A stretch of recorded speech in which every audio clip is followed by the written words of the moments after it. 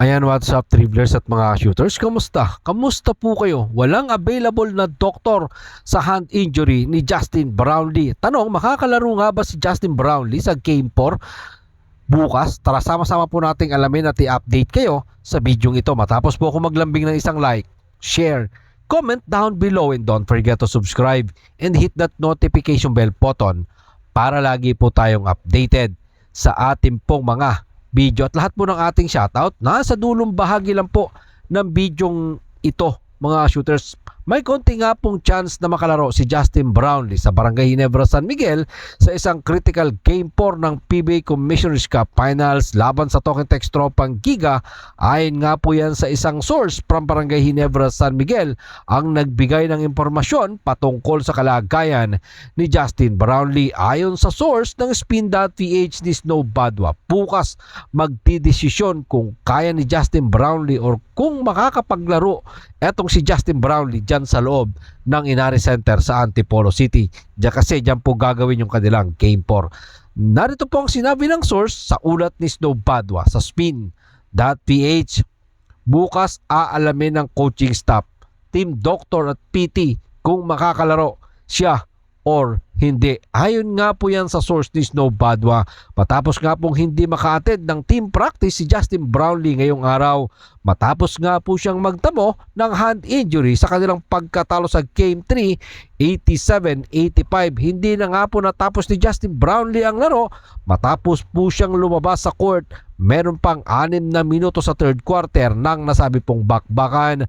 Nakikipagagawa ng loose ball si Justin Brownlee nang ma-injury po siya. Sinabi nga po ng source kay Snow Badwa na dinala si Justin Brownlee kay Dr. Canlas para sana sa isang evaluation. Si Dr. Canlas ay isang orthopedic surgeon pero nirepair nga po sila sa isang hand specialist. Narito po ang mga dagdag pa na pahayag ng source ni Snow Badwa sa Spin.ph. Dinala kay Dr. Canlas kaso pinasa kami ni Dr. Canlas sa isang hand specialist kasi dapat hand specialist daw yan.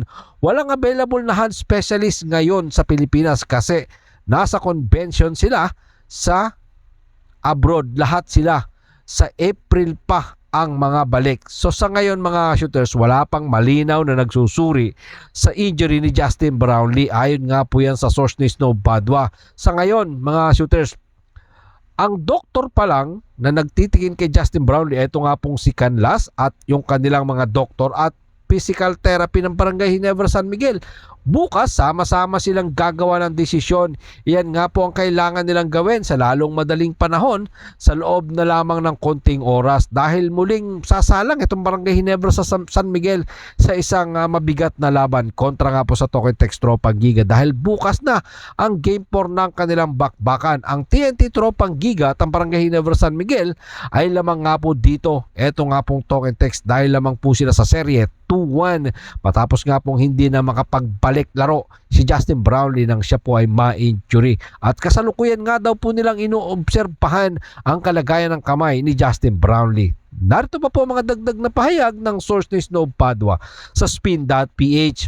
Lahat na kami siguro, coaching staff, doktor, PT at saka si JB mismo.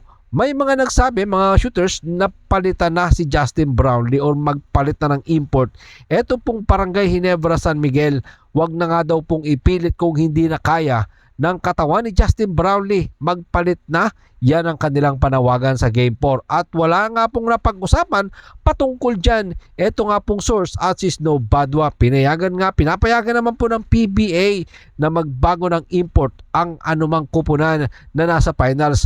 Kung sa kanila pong pamamaraan, pwede. Kasi mga shooter sa aking palagay, wala na magiging available ngayon na agad-agad kukuha ka ng import, pababayahin mo from US, papunta dito sa atin mga shooters. Mahihirapan siguro.